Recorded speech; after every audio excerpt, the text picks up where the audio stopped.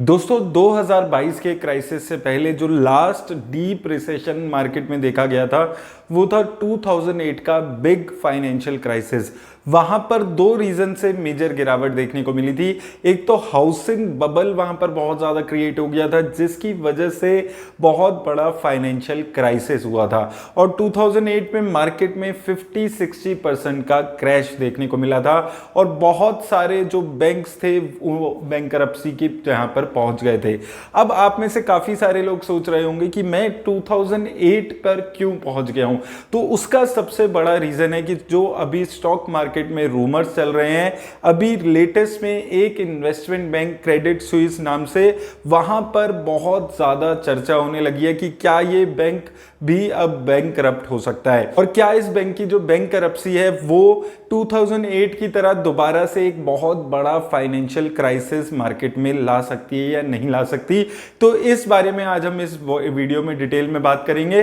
तो शुरू में मैं आपको पहले 2008 में एग्जैक्टली क्या हुआ था ब्रीफली बताऊंगा, फिर हम बात करेंगे ये जो लेटेस्ट अभी क्राइसिस चल रहा है क्रेडिट स्विस को लेकर, इनमें सिमिलैरिटीज क्या है और क्या आपको अभी यहां पर घबराने की जरूरत है इस क्राइसिस को लेकर या नहीं।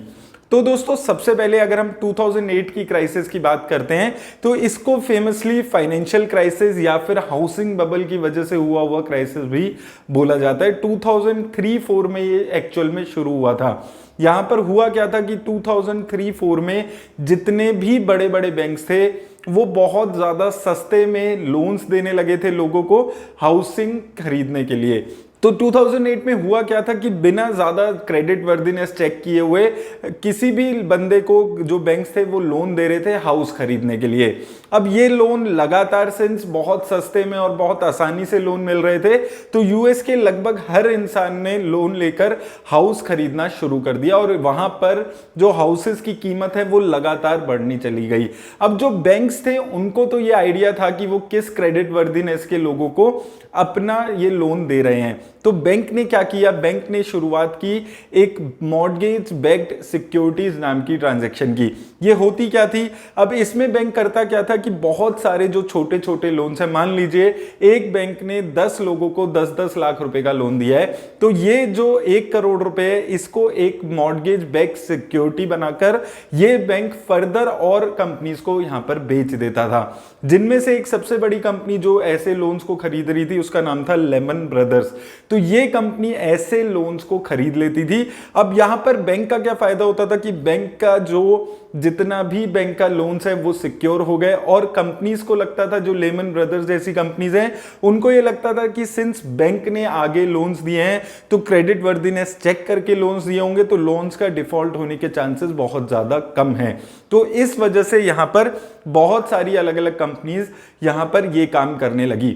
अब ऐसा करते करते करते करते बहुत सारे लोन्स अचानक से यहां पर ऐसे मॉर्गेज बैक्ड सिक्योरिटीज के नाम पर बिकने लगे। अब धीरे धीरे क्या हुआ कि बैंक जो हाउसेस की कीमत थी वो बहुत ज्यादा बढ़ गई। जो लोग थे उनकी क्रेडिट वर्दीनेस इतनी नहीं थी कि वो लोन्स को पे आउट कर पाए, वापस चुका पाए, और ना हाउसेस की एक्चुअल कीमत ऐसी थी कि उन हाउसेस को बेचकर वो लोन्स की रिकवरी कर सके। तो लोगों ने मॉर्गेज अपना जो लोन था वो पे करना बंद कर दिया। इसकी वजह से हुआ क्या कि जो बैंक्स थे वहां पर डिफॉल्ट होने लगे और बैंक्स ऑलरेडी सिक्योर्ड थे क्योंकि बैंक्स ने आगे फर्दर मॉर्गेज बैक्ड सिक्योरिटीज के नाम पे अपने लोन्स को आगे बेचा हुआ था लेमन ब्रदर्स जैसे इन्वेस्टमेंट बैंक से। लेमन ब्रदर एक ऐसा इन्वेस्टमेंट बैंक था जो $600 बिलियन की उसके वर्थ के एसेट्स उस टाइम पे हुआ करते थे और ऐसा लगता था कि इतना बड़ा बैंक है जो फेल ही नहीं हो सकता। लेकिन सिंस वो जो सारे उसके मॉर्गेज बैक्ड जितनी भी सिक्योरिटीज थी उनकी वो डिफॉल्ट होने लगी और मॉर्गेज की भी बहुत ज्यादा वैल्यू नहीं रह गई तो उनको बैंक्स को पे आउट करने के लिए धीरे धीरे अपने एसेट्स को सेल करना पड़ा और वो करते करते करते करते वो बैंक करप्ट हो गई कंपनी और उनको बंद होना पड़ा। और ऐसे ही और भी काफी सारी कंपनीज के साथ हुआ। इनमें से जो सबसे बड़ी कंपनी थी वो लेमन ब्रदर्स नाम की इन्वेस्टमेंट बैंकिंग कंपनी हुआ करती थी। अब इसकी वजह से पूरी मार्केट में क्रैश आया, बहुत बड़ा रिसेशन आया और वो चीज है हमने 2008 में देखी कि मार्केट में बहुत ज्यादा गिरावट आई। और लेमन ब्रदर के शेयर के साथ क्या हुआ, लगातार गिरावट इसके शेयर में आई और इसकी जो क्रेडिट डिफॉल्ट स्वैप था वो बहुत ज्यादा बढ़ गया। 66% इंक्रीज इसके क्रेडिट डिफॉल्ट स्वैप में आ गई। क्रेडिट डिफॉल्ट स्वैप क्या होता है ये आगे अभी मैं वीडियो में आपको एक्सप्लेन करने वाला हूं। अब दोस्तों आ जाते हैं एक बारी 2020-22 में। तो यहां पर अभी ऐसा ही कुछ एक और इन्वेस्टमेंट बैंक के साथ हो रहा है, क्रेडिट स्विस नाम के बैंक के साथ। इसके शेयर में भी एक जबरदस्त गिरावट लगातार आ रही है। 5 सालों में 70% गिरावट इसके शेयर में आ चुकी है। पिछले एक महीने में 20% गिरावट इसके शेयर में आप देखने को मिलेगी। क्रेडिट डिफॉल्ट स्वैप इसका ऑल टाइम हाई पे यहां पर पहुंच चुका है। 2008 के लेवल्स पे इसका क्रेडिट डिफॉल्ट स्वैप यहां पर पहुंच चुका है। तो मार्केट में ये रूमर्स आने लगे हैं कि इस बैंक में बहुत जबरदस्त डिफॉल्ट होने के अभी चांसेस हो गए हैं। तो अब हम बात करते हैं कि क्रेडिट स्विस के बारे में इतनी नेगेटिव बातें क्यों हो रही हैं। तो बेसिकली दोस्तों ये एक इन्वेस्टमेंट बैंक है। इन्वेस्टमेंट बैंक अगर आप एक आम भाषा में समझेंगे, ये बेसिकली वो बैंक्स होते हैं जो बड़े बड़े लोग होते हैं, जो हाई नेटवर्थ इन्वेस्टर्स होते हैं, इनसे ये पैसा लेते हैं और इनके पैसे को आगे इन्वेस्ट करते हैं और इनके पैसे को इन्वेस्ट करते हुए जो भी पैसा होता है उस पे एक फीस ये लोग चार्ज करते हैं और यही इन बैंक्स का प्रॉफिट होता है। अब इस बैंक में भी काफी टाइम से प्रॉब्लम्स चल रही हैं। कुछ टाइम पहले इन्होंने अपने इन्वेस्टर्स के लगभग $10 बिलियन को नुकसान कराया था। कहीं पे इन्होंने एक कंपनी में इन्वेस्ट कराए थे अपने हाई नेटवर्थ इन्वेस्टर्स के पैसे और वो कंपनी बैंकरप्ट हो गई।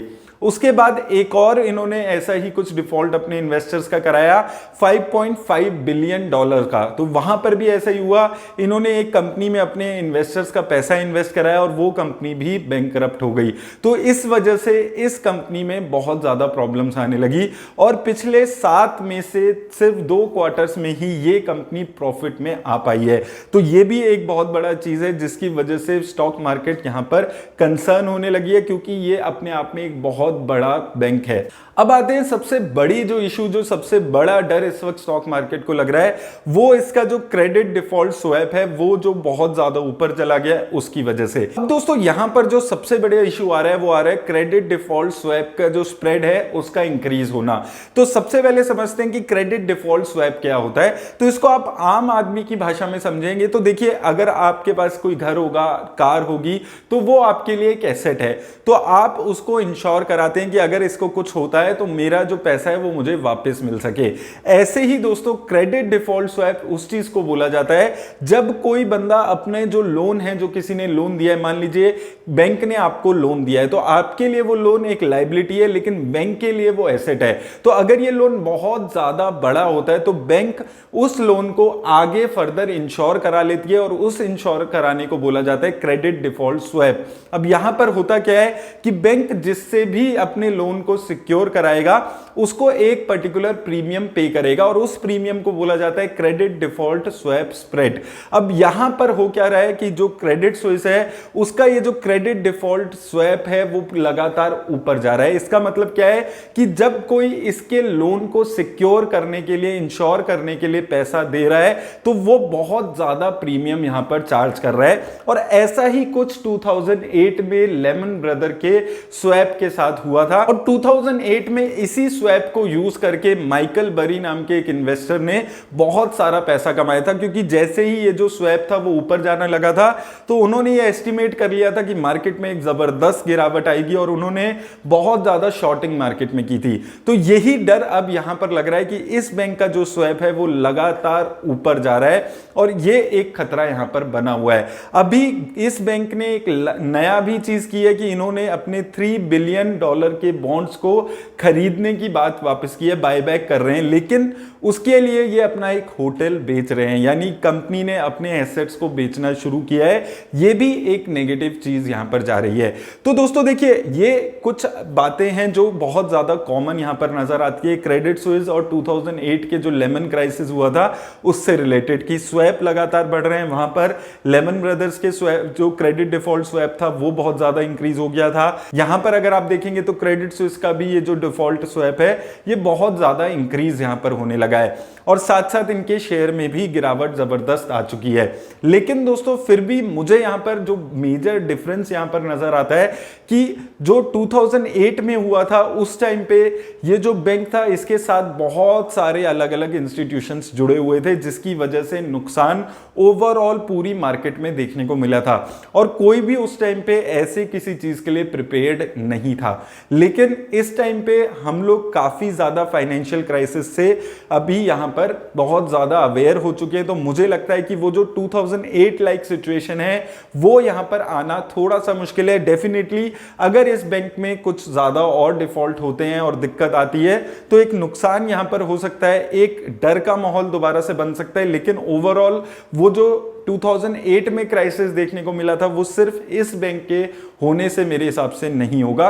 तो काफी सारे लोग यहां पर बोल रहे हैं कि क्राइसिस आ जाएगा, फिर से बहुत बड़ा गिरावट आएगी। तो देखिए अभी मुझे नहीं लगता है कि ये क्राइसिस इतना बड़ा हुआ है इस बैंक को लेकर कि आपको डरने की घबराने की जरूरत है। 2008 में जो हुआ था, जो हाउसिंग बबल की वजह से लेमन ब्रदर्स के साथ हुआ था, उससे काफी कंप्लीट डिफरेंट यहां पर क्रेडिट स्विस के साथ हो रहा है, क्योंकि यहां पर लगातार पिछले 5, 7, 10 सालों से ही इस बैंक में यहां पर प्रॉब्लम्स दिख रही हैं। तो वो ऐसा नहीं है कि इवेंचुअली एकदम से ये प्रॉब्लम्स यहां पर आ रही है। तो ये एक मेजर डिफरेंस है जो मुझे यहां पर लगता है। और सिंस मार्केट में अभी बहुत ज्यादा नेगेटिविटी है और नेगेटिविटी के साथ ये न्यूज यहां पर आई है, तो उसको जोड़कर देखा जा रहा है कि इस बैंक की वजह से एक बहुत मेजर रिसेशन आ सकता है। रिसेशन तो हम ऑलरेडी बहुत टाइम से यहां पर बात कर रहे हैं, क्राइसिस की बहुत टाइम से यहां पर बात चल रही है, लेकिन मुझे लगता है कि अगर क्राइसिस आएगा भी तो वो इस बैंक की वजह से यहां पर नहीं आएगा। तो उम्मीद करता हूं दोस्तों इस वीडियो से आपको क्लैरिटी मिलेगी कि 2008 के क्राइसिस और ये जो अभी क्राइसिस हो रहा है उसमें क्या सिमिलैरिटीज और डिफरेंस यहां पर समझ आता है। मेरी तरफ से बस इतना ही दोस्तों, धन्यवाद।